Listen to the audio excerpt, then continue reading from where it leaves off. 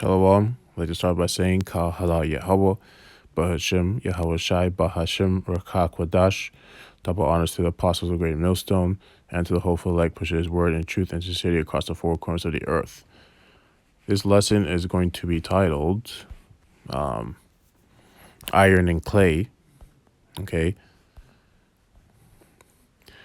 Because you can see the beast, or I might call it something else, but you can see the beast is falling apart. The beast system is falling apart. This article, RT News, the U.S. fury over the China-Europe investment deal shows how rattled and isolated they are. It's clear who's been 2020's big winner. It's no coincidence that Washington slapped new tariffs on European goods just hours after the agreement was signed. A year of repeatedly seeking the international vilification and isolation of Beijing has ended in abject failure. Yeah, because the U.S. are trying to isolate China, right? Because you can see China's trying to gain power. Where, like, at the end of the day, this is Esau's kingdom. You know, Apostle Gobar was mentioning that. This is Esau's kingdom. China's actually going to be joined onto Esau, right? They'll be partners in the sense of their destruction. Because China's trying to act like Esau now. They're doing things like Esau. I'm not going to read all of this. Okay.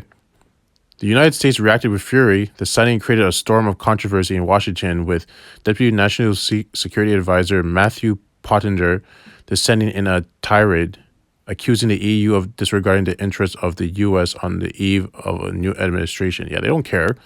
So like, Babylon doesn't realize their power is gone. Like, it's gone. Like, they still have power, don't get me wrong, but they're like, it's not the way it was before.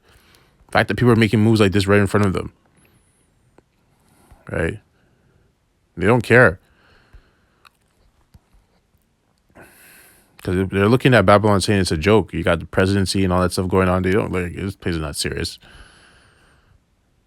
Their house is not in order.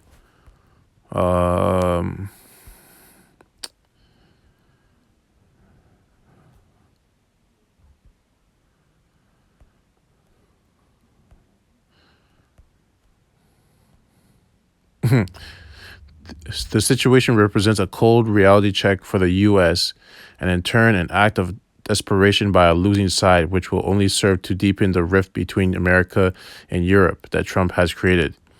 Ultimately, Mike Pompeo's talk of transatlantic awakening has been exposed as utter drivel and rehashed Cold War nostalgia, which has been deeply out of touch with not only the realities of contemporary Europe and the global economy, but how the administration itself has approached these issues, right?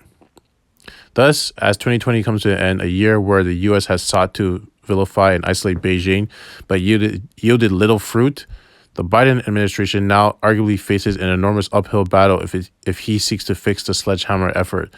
And I think they just invited, from what I was heard, they invited China to talks, because the Biden administration is obviously against what Trump was doing.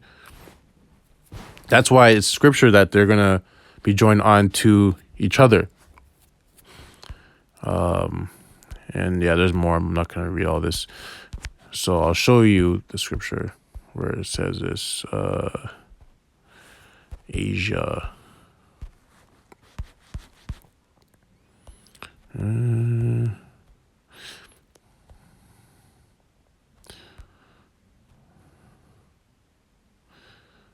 Okay, so 2nd Ezra 15:46, and thou, Asia, that art partaker of the hope of Babylon, and art the glory of her person, right?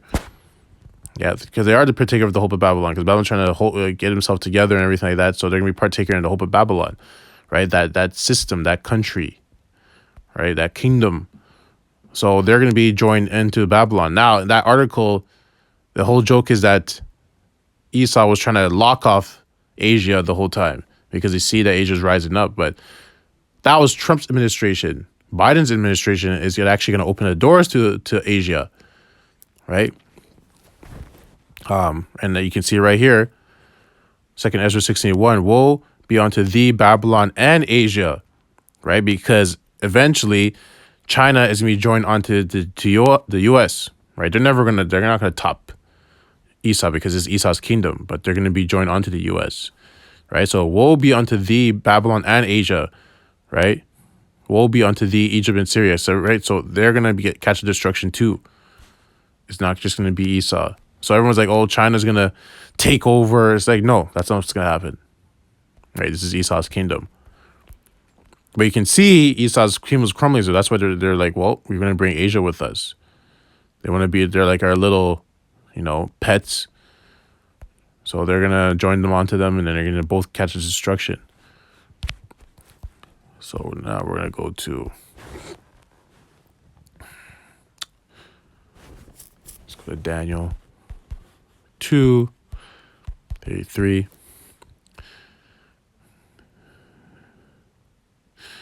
Daniel 2:33. Actually, let's read up to the point.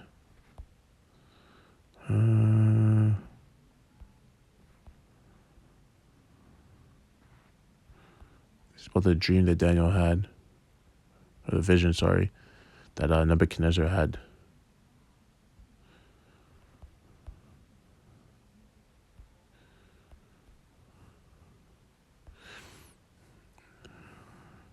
Okay. Daniel 2:41. And whereas thou sawest the feet and the toes, part of potter's clay and part of iron, the kingdom shall be divided, but there shall be in it of the strength of iron, for as much as thou sawest the iron mixed with mire clay. And as the toes of the feet were part of iron and part of clay, so the kingdom shall be partly strong and partly broken. Right? So that's like America. You can see it's partly strong, partly broken.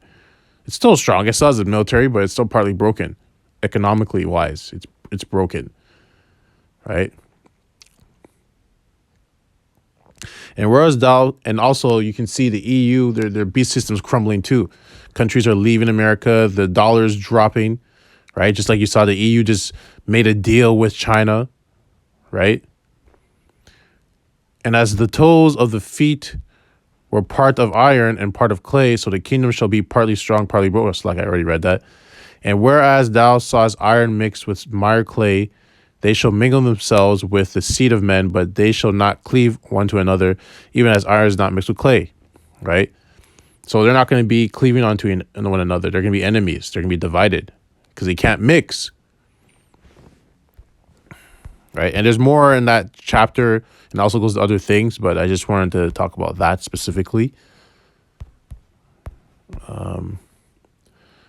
Matthew 12:26. And if Satan casts out Satan, he is divided against himself. How shall then his kingdom stand? Because it won't stand, right? And you can see it's happening, right? Satan's casting out Satan. And when it says Satan, it means the so-called white man, the wicked, right? So the wicked's against the wicked, right? So their kingdom's not going to stand because he can't stand. It's not possible if you're divided. We're going to go to Mark 3:26.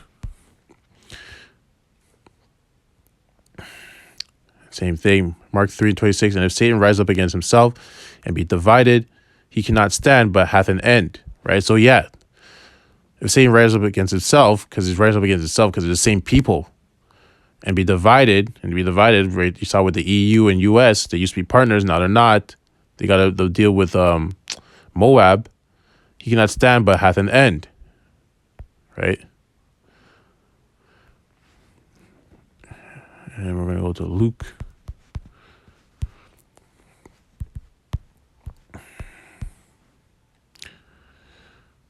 Right? Once again, if Satan also be divided against himself, how shall his kingdom stand? Because ye see that I cast out devils through Beelzebub.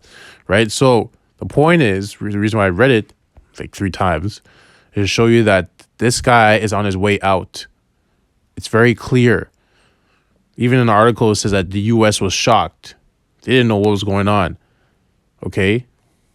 So, like, it's very clear that, they're on their way out. It's just a matter of time.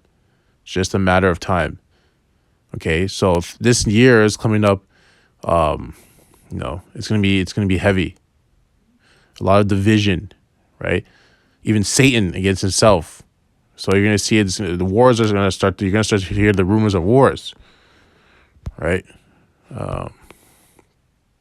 Actually, is it here or is it in the Apocrypha?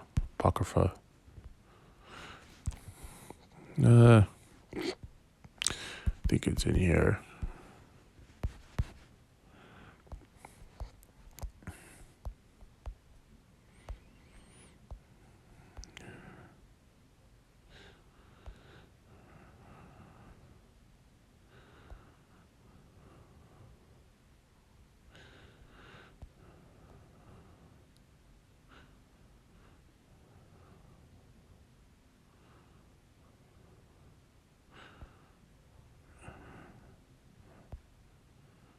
Actually, no, that's not the one I was looking for. That is also a good point. Okay, Mark 13:7. And when ye shall hear of wars and rumors of wars, be not troubled, for such things must needs be, but the end shall not be yet. So these things are going to happen. Okay? You're going to hear about these rumors of wars and wars, right? But it's going to happen because of the division that's happening. If you can see, the Most High has been doing this. All 2020 has been happening. There's been division between these countries. China's going to be joined onto U.S., like in the scripture I read. But you got Russia, you got Iran, you got Israel, you got all these countries are getting angry. You got Australia, you got Turkey, right? They're all getting angry at U.S., right? So, funny enough, China is going to join on to the U.S. Because before I actually was saying that, before I seen that China was going to shoot missiles at the U.S., but they're going to catch the missiles just like the U.S. are, right? So, as you can see, the Most High is a master chess player. All you have to do is read the scriptures and it confirms everything, right? Or cuts you up whether you're right or wrong. Or if you're wrong, sorry, Slakia. If you're wrong, it's going to cut you up and give you the right answer. If you're right, it's just going to confirm what you're saying. So, right, we have to keep watching because it's coming. There's going to be a lot of division, a lot of wars. We stay true to the truth. Keep praying, keep studying, keep working, and just, keeping our eyes on Yahweh Shai, then we will get out of here. And hopefully year 2021 is the year that we get out of here. So I hope this lesson was edifying to the hopeful elect. I'd like to close out by saying, Kal Halal Yahweh, Ba Hashem Yahweh Shai, Ba Hashem Rakha Kodash. Double honors to the apostles of Great Millstone, and to the hopeful elect, pushing his word in truth and sincerity across the four corners of the earth, death and destruction to his wicked kingdom, and 2/3 as well. Kwam Yasharella, Abad Babal, Shalom.